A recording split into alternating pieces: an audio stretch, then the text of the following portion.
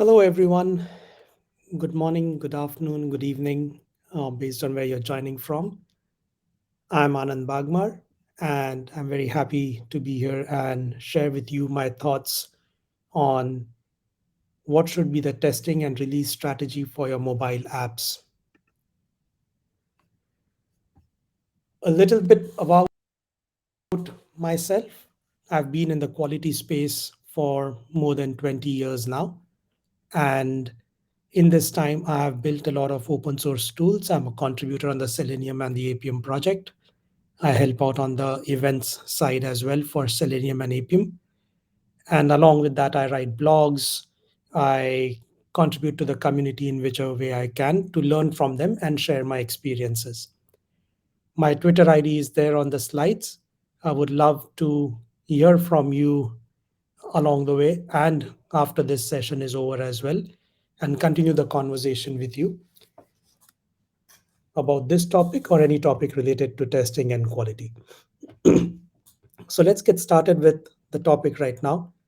That is, how do you test and what type of release strategy should you have for your mobile apps? The reality is that we are increasingly using mobile devices more and more across the world. This is a slightly old data for that matter from Jan 2021. We see based on the population how many unique phone users are there, how many people are using the internet, how many people are using social media.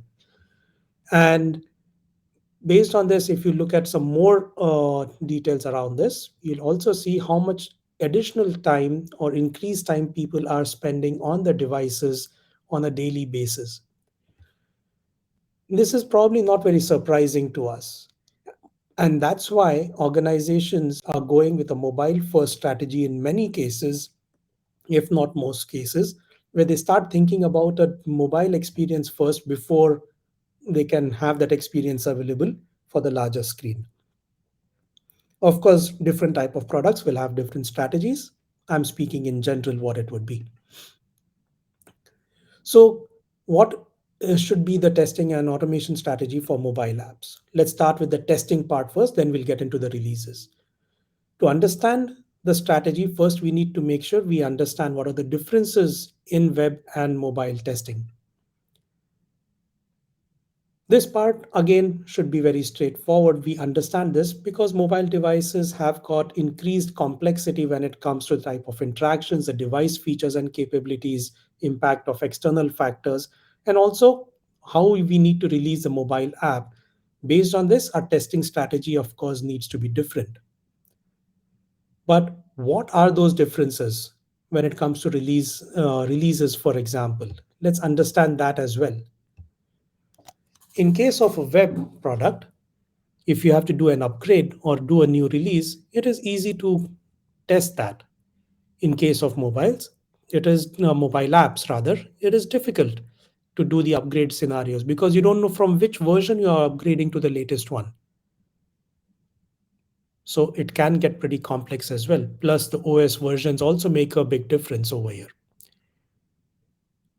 If you break something in production in case of a web, you could do a hot fix and make sure anytime users come to your site again, they have the fix available to them. But in case of mobile apps, if you have a broken functionality, you cannot automatically fix the problem for them. You might have to release a new app, but you cannot force the users to upgrade to the new version of the app. In case of web, there are no external approvals required to do a deployment.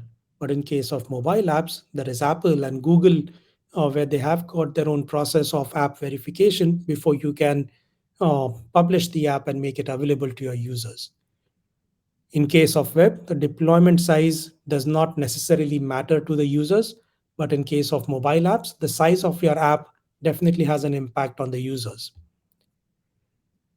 Compliance also becomes a aspect, but in case of web, it is much more straightforward because browsers are now W3C compliant, so it should be straightforward. But in case of mobile, there is stock OS, custom OS, hardware compatibility, different permissions, and there's a lot of complexity that you need to go through to make sure your app works correctly and you're able to release correctly in that way. And of course, if there is a problem in case of web, it is relatively easy to do a rollback of the deployment. But in case of mobile app, it is not possible to do a rollback. It's like a virus. Once it goes out, it is very difficult to contain it. So what can we do to ensure we prevent the virus from going out? We prevent a bad functionality or a bad test, a poorly tested app going out to your users. This is where we need to start thinking about the testing and automation strategy for mobile apps. This is the same for native as well as mobile web. So before we talk about the testing strategy, I want to start off with the automation strategy for mobile, what you should be doing. First, it's important to understand why are we doing the automation. We are doing this because we want faster and more confident releases. We want to reduce the time taken for manual testing. Hopefully, this gives us more time to do exploratory testing. And of course, we want to reduce the defect leakage or the bug leakage to production, which has poor user experience for our end users. Hence, we need to automate it. How do we automate? We have a standard test pyramid where there are different types of tests based on what is applicable to your product or not. Some are technology facing, some are business facing. So you would build a lot of these automated tests and in the correct fashion. And all this automated test plus the manual exploratory testing will give you overall sense of quality of your product. It is important to note that the automation pyramid also includes NFRs. There are some NFRs listed on the slide over here, like performance, security, accessibility, analytics.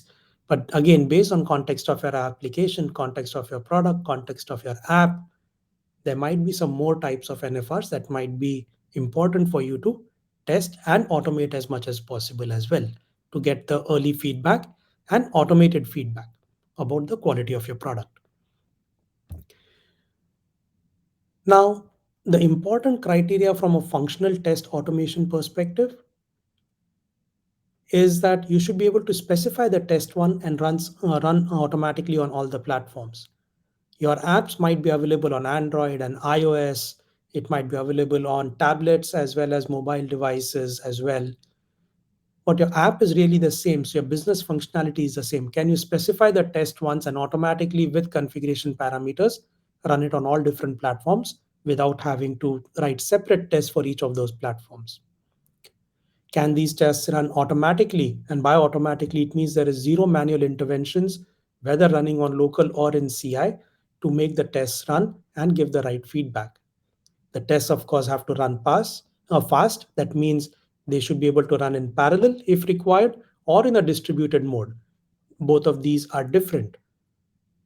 Depending on the context of your application, you might need to support one or both of these aspects to make sure your test feedback cycle again is really fast.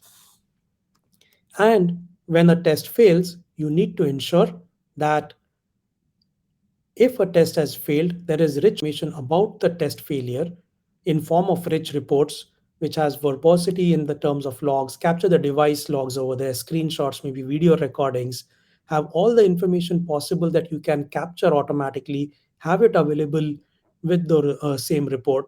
So when you look at a failing test, you can dig deep and hopefully find the root cause without having to rerun your test at all. That is very important when it comes to the functional test automation, how you should be building it for mobile apps. Now, if you want to get this type of value from your functional automation, that means you need to think about what is the right framework design strategy, automation framework design strategy for your functional automation as well.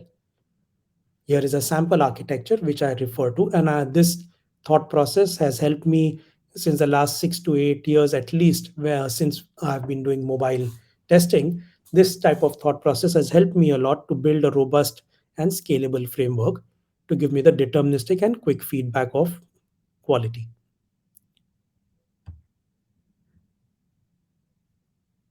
It's not just important to implement tests the right way, but you also should know how and where to run these tests. That's where the mobile testing pyramid can be a great reference as well. Devices are difficult to procure, they are expensive to procure, and maintenance cost is high. So, depending on the strategy on your product, uh, what type of product it is, you have to create a strategy and say, how can I start testing early? For example, can I do some testing in the browser itself, using a different user agent or web view? Just load the web view and test inside that. Can I test it on simulators or emulators without needing real devices? And then at what point should you include real devices in your test strategy? You need to think about that path so that you can incrementally keep on testing more and more functionality of your application based on the real interactions that the users will be doing as well. So mobile testing pyramid is a very important aspect to think about when you're building your strategy. You should understand what are the differences between emulators and real devices, why you should use one over the other. Obvious answers, of course, are you use emulators or simulators to reduce cost. It is easy to scale and makes it available and accessible to everyone on the team. But when should you use it? You should use emulators or simulators only when you are able to validate your product quality, your product functionality properly without any compromises, without any performance impact, for example, on your application. You are able to test it, as good as real way of using the application. It has some guidelines when to use real devices. So if you are using simulators, emulators for doing maximum testing, then maybe you do a sanity or focus testing for specific type of test scenarios on real devices before the release. But if you cannot use emulators or simulators, then you need to think about how can you build a real device testing strategy to make sure you're optimizing on cost but not compromising on quality as well. And that's a tough choice to make, how much to procure in terms of devices. Now you have automated these tests right from lower layers of the pyramid all the way to the functional layer of the pyramid. Just automating it is not sufficient. The real value of automation is if you can run these tests on every single change that is happening in your application. That's where CICD comes into the picture, which is again well understood for web, but for native apps, it is more complex. So in terms of CI/CD for mobile apps, what you need to be doing is any code change that happens, product code change that happens, if a new app is being built, you should be able to run your end-to-end tests. If any backend APIs have changed and have been redeployed in the environment, that can have an impact on how your app is going to function. So you should run your tests again. And of course, when you make any changes to your test suite itself, adding tests, fixing tests, whatever maintenance might be going on, you want to run the tests again and make sure everything is fine. And all of this needs to be automated from a mobile app perspective as well. That means your app build has to be automated coming from a pipeline. Your end-to-end test should be able to retrieve the latest build and run the tests against that automatically as well.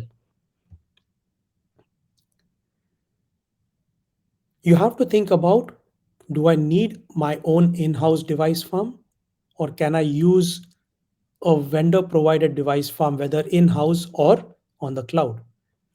This is a device lab that I built many years ago, and it's at that the last point when I was there, we had about 70 devices uh, running on this device farm in a local lab. It takes a lot of effort to build this and maintain this. But given the context of our application at that point in time, on premise device farm was the way to go. And we had to build this because nothing else really suited our purpose at that point in time. But you don't have to build a device farm on your own every time. Now, device farms have got very mature and sophisticated as well. So there could be cloud-based solutions, cloud-based device farms, which might suit your needs. Again, do a proper evaluation of the different options that you have.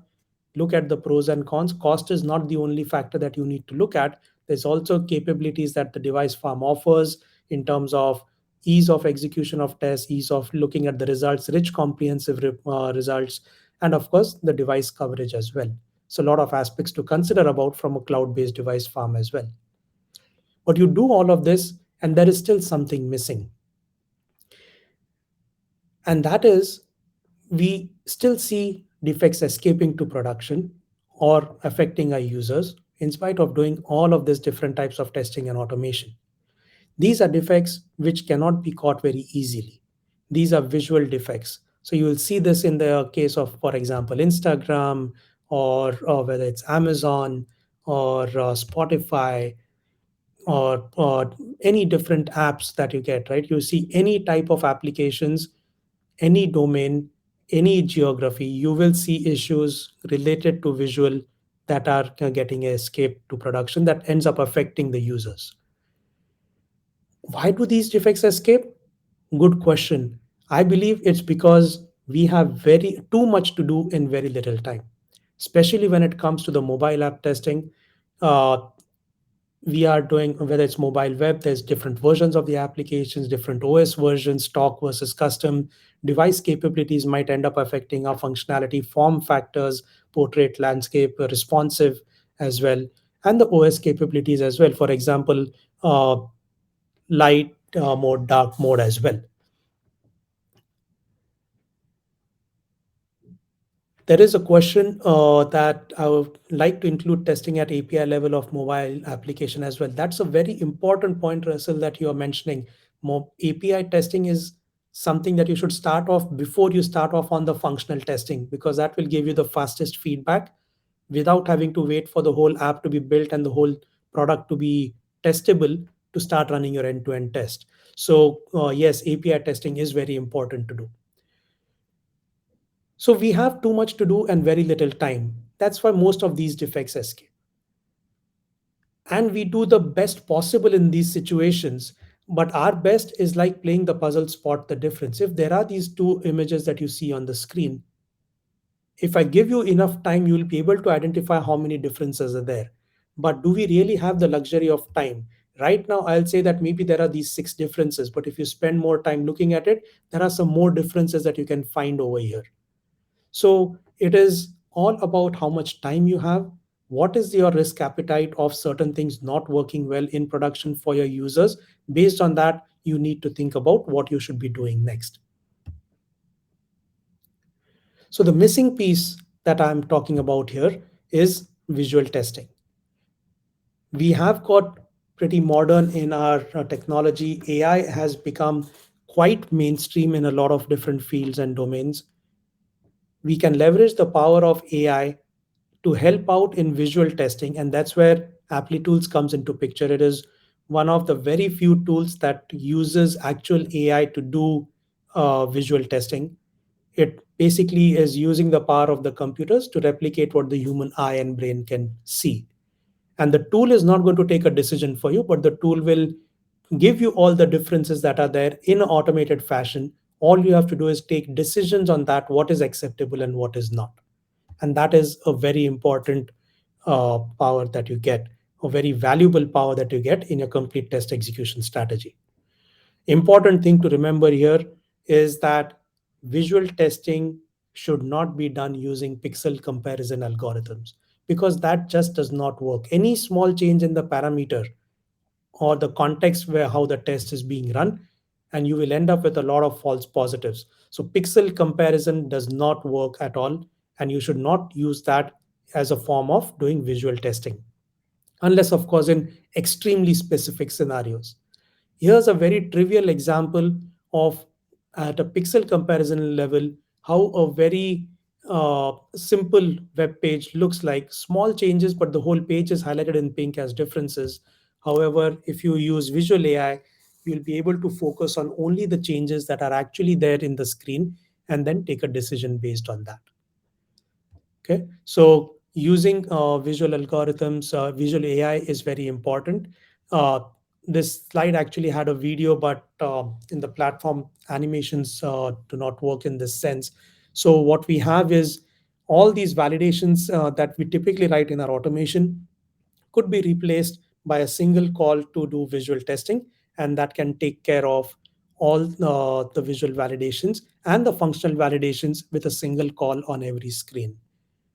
The tests become more stable because you rely on less locators in form of your validations, and because you are having less locators, tests automatically are stable with one call.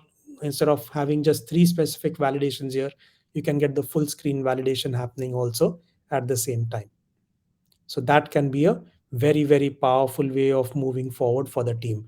Do more with less.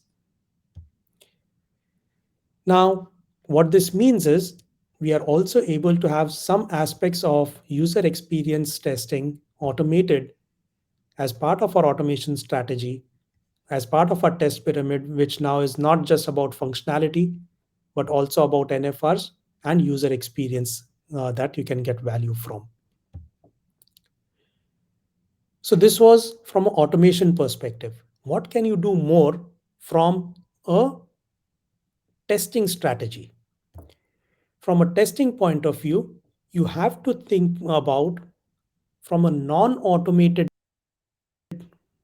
test perspective, whatever cannot be automated or should not be automated, how are you going to approach that? How are you going to plan for that?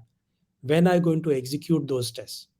So, what this means is you need to be very intelligent and context aware of what type of exploratory testing is required on your application based on what has been automated. So, there has to be a very tight collaboration with the different roles, where the developers, in terms of what type of automation they are doing. If there's a different automation team, you are not doing the functional automation side of it. You need to collaborate with them to see what type of automation they are doing at the top of the pyramid, and then figure out what is not automated, how can you cover that and ensure that is not missed out. You have to think about sanity testing on field as well as business teams doing sanity testing, because many a times the business teams might have a different perspective, a different thought process when they're looking at features, and it's important for them to understand how the feature has been implemented, how it is working before it goes out to your real users. Your pre-sanity checklist should be value and risk based on what is not automated. You have to think about whether it's based on functionality. If payments is a very critical aspect, how can you test the payments before you release the app? Are you able to capture the analytics data from your application uh, correctly? Because remember, once the app has been released, you cannot take it back.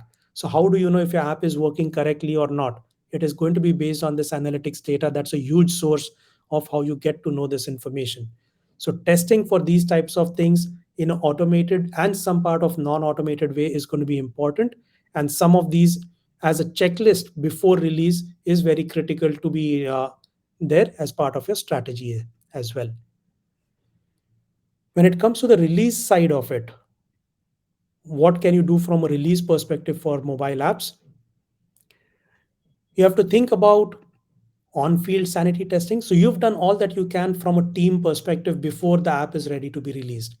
But now, before it goes out to all your users, can you do a on-field sanity testing?